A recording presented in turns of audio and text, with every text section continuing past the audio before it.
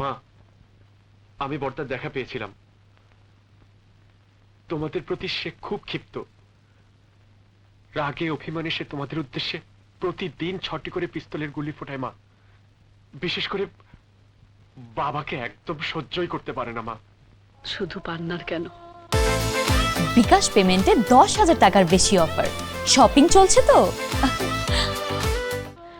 তোর বাবার প্রতি রাগ অভিমান তো আমারও আছে। বাড়িতে একটা কুকুর পাললেও তো তার জন্য মায়া হয়। সেটা হয়ে একটা গরিব মেয়েকে বিয়ে করেছিল। এটা এমন কি অপরাধ ছিল যার জন্য তাকে বাড়ি ছেড়ে চলে যেতে হয়েছে?